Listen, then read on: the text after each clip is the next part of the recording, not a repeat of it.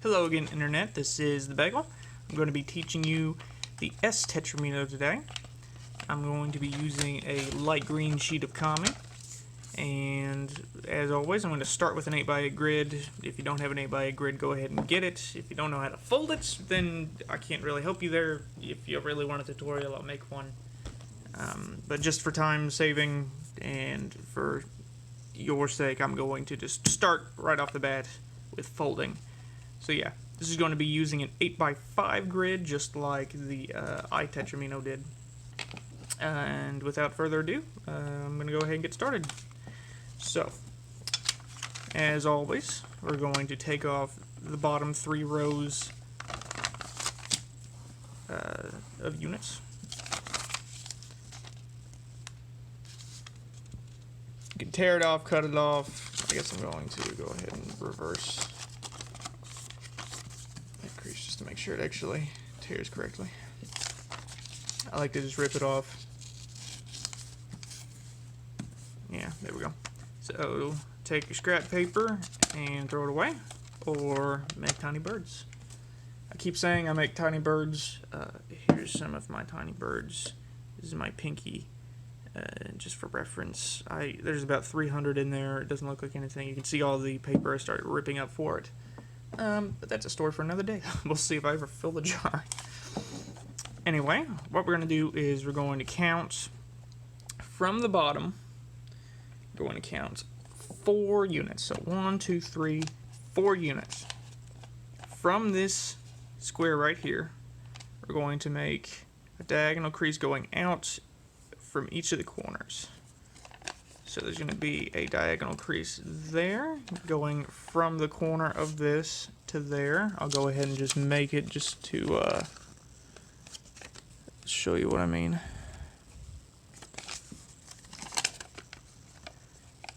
So, again, we have the 4th square, and then we have a valley fold emanating out of the corner, and we're going to repeat that on all the other corners. Don't worry about the edges. It doesn't matter.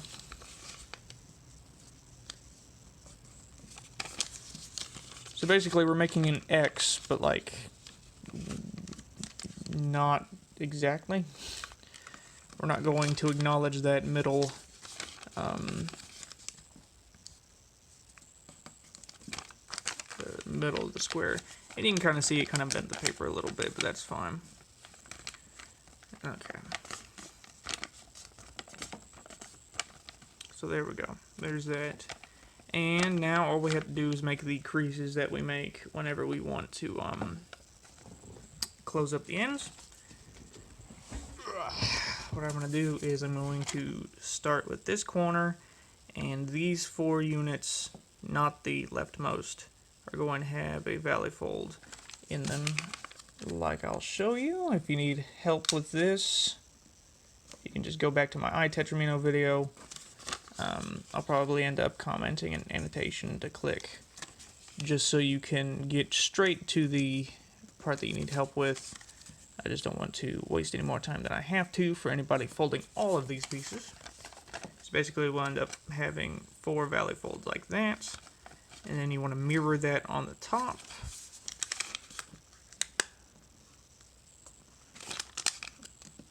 Just like this.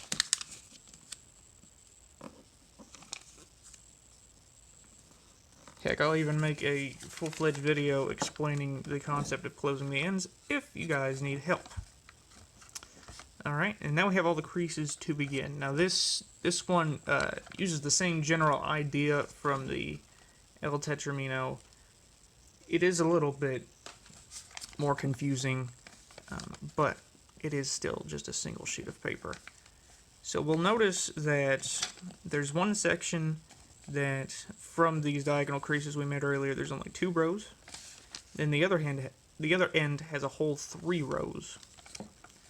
What I'm going to do is I'm going to go ahead and flip it over to where those 3 rows are on the bottom. And I'm going to just pinch on these creases we've already made. But the thing is, you want to also fold on the outside units just like this, the outside 2 rows. And basically we're going to fold kind of like this. Should look something like that. I don't really know how to explain it. And then we're just going to fold this on this crease, again with the 3 ends from that. Just gonna fold it upward, and everything should kind of collapse. You'll see that everything's just going to kind of get pleated there, and you'll notice that the paper's kind of doing something weird. But that's why you just want to go ahead and fold all of this. So you'll notice it's kind of bending around the opposite way from what we had on the L Tetrimino.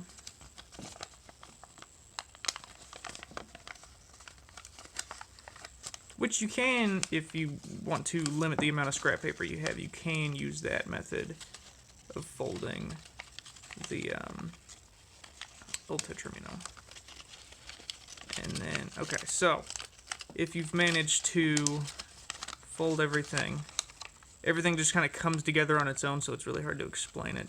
But basically, we're going to have mountain fold here, here, and here, all up and down this edge on either side, and a valley fold here.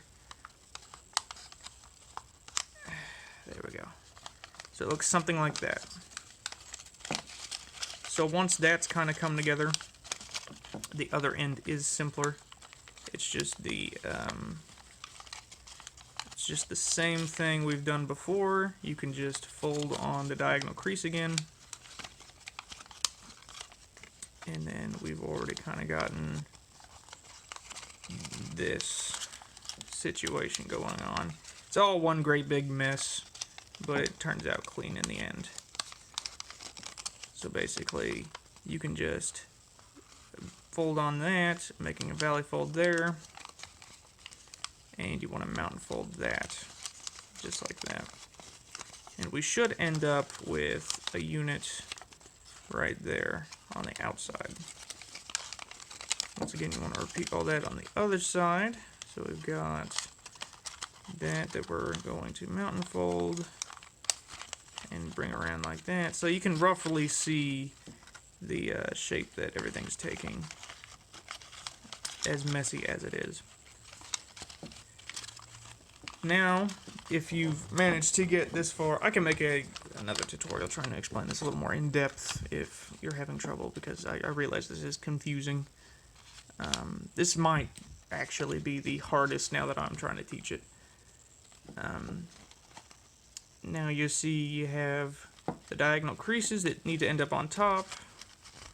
So we're just going to take the flap from that side, stick it into the other side. Just like that. And then we're just going to fold that over like this. Slide everything together.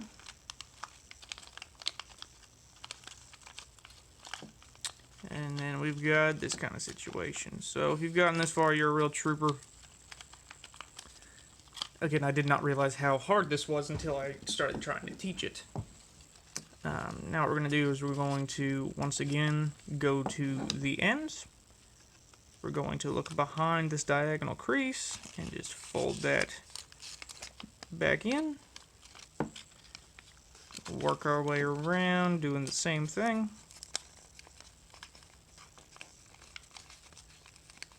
And then kind of curve that a little bit. Grab ourselves this weird Japanese paper clip I got a hold of. Make sure everything stays together. Once you lock the ends, it's very stable. It'll just fight you all the way up until then. That's the only downside to this model. It's just from a design standpoint, it's actually really awesome.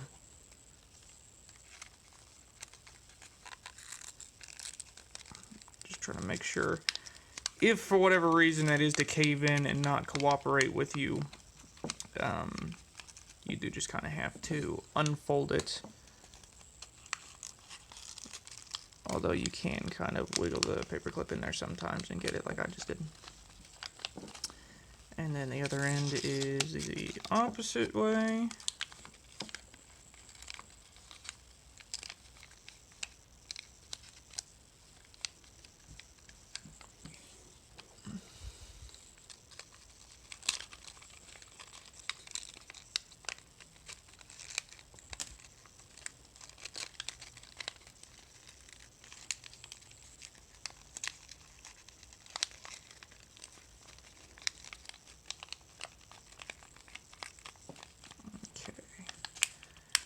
Now, I was a little bit clumsy there and I kind of crushed it in a couple places, but if you're careful enough, it won't end up getting crushed like that. And there you go, you've got your single sheet Tetrimino. Next, I'm going to be teaching the square Tetrimino, which is still a little bit confusing, but not nearly as complex as this. This is easy, but it ends up folding itself, kind of. You just had to fold so many creases at once that it does get a little bit confusing, so I apologize if you guys had trouble with that. Like I said, I can make a completely new video trying to redo this tutorial if for whatever reason instruction wasn't good enough. But yeah, I'm going to teach the square, and until then, see ya.